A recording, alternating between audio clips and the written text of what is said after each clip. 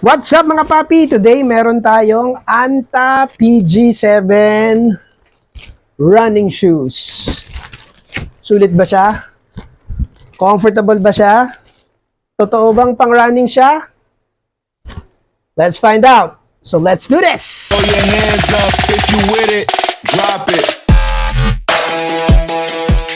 Alright mga paps, so ito yung Anta PG7 na binili natin sa Shopee. Mga around 2.2 lang yata ito eh. Or 2.5 something. Basta hindi umabot ng 5,000 yung price nitong Anta. So i-unbox lang natin, tingnan natin kung anong itsura nitong Anta PG7. So sabi nila napaka-comfortable daw to. Of course, hindi pang speed runs, pero sobrang pwede pang daily. So ito yung box niya. Ang size nito is 8.5. Okay. Itong Anta, gawa ng isa sa pinakamalaking sports brand sa mundo na galing China. Yung PG7 ay part ng kanilang running line na nakafocus sa comfort, cushioning, at daily shoes. So, ito na ang itsura. Tanan! Ang kinuha natin is size 8.5. Okay. So, ang colorway nito is gray and then with orange midsole. So, ito ang outsole niya. Mukhang matibay naman. And then, yung upper niya is made out of parang knitted.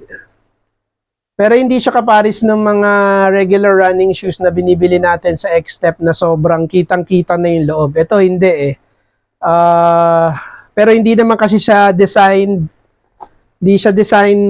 for race. Design siya for everyday comfort. So, maganda raw siyang pang slow run at saka pang walking, everyday use.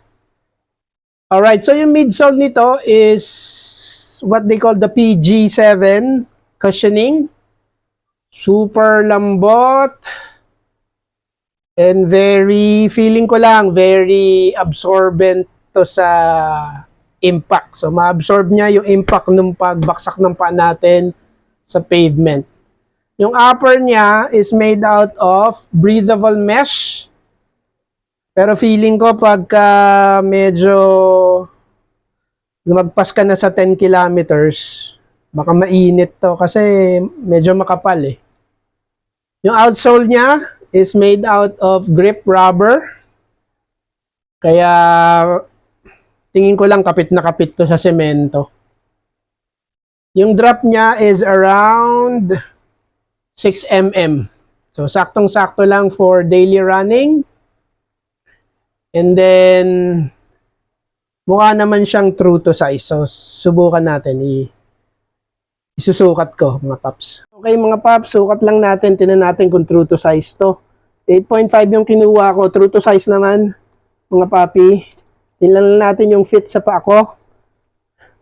Bibigyan natin siya. This is just an initial review. So, itatakbo natin siya. Tapos, i-share ko sa inyo kung ano yung experience ko pag tinakbo na natin. Pero compared dun sa X-Step 2K natin na sira na at around 1,000 kilometers, that's the reason why na bumili tayo nitong Anta PG7 kasi yung X-Step 2,000 natin wala, sobrang since 1,000 kilometers na siya, sobrang pudpud na yung outsole niya.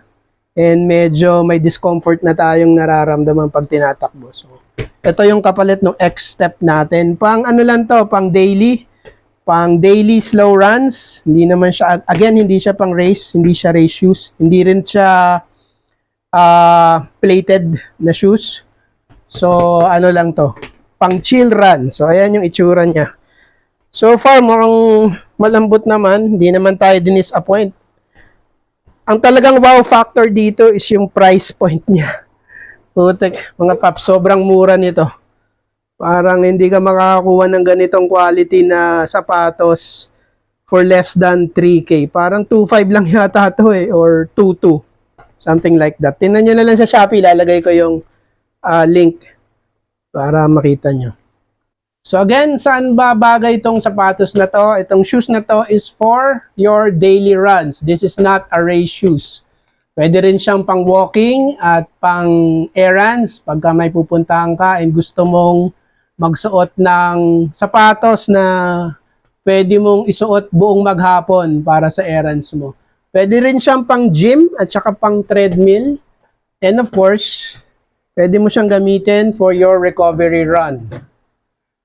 Tiningnan ko sa online kung ano yung mga review ng mga bumili nito. Sabi nila, sobrang lambot daw. Although, paminsan kasi yung mga reviewer, hindi ako naniniwala eh. Paminsan, sablay. Pero yun nga, sabi nila, sobrang lambot. Ito, naniniwala ako. Yung presyo at saka yung quality, sobrang panalo. Nakita nyo naman kung ano itsura ng sapatos. Hindi raw masakit sa paa kahit matagal isuot. Yung mga nakita kong negative review or yung mga hindi naman reklamo but hindi masyadong favorable comments, medyo mainit daw pag sobrang tagal mong suot. Kailangan nito ng konting break-in period. Hindi ko alam kung ilang kilometers but malalaman natin yan at i-share ko sa inyo once magamit natin itong sapatos. And of course, hindi to pang mabilisan na takbuhan. Hindi siya race shoes. Pero overall, positive ang feedback, lalo na sa comfort. So, final thoughts natin, comfortable, budget-friendly, pang daily use, sulit for beginners to casual runners.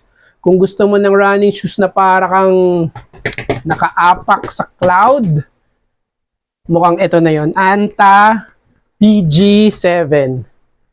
This is a good choice for someone who's beginning, for someone who's only a beginner runner. So yun lang, salamat sa panonood ng review. Like, subscribe, at comment. So ano bang next budol natin? Peace! Anta, share ko sa inyo ang review natin pag naitakbo na natin. Till the next budol, peace!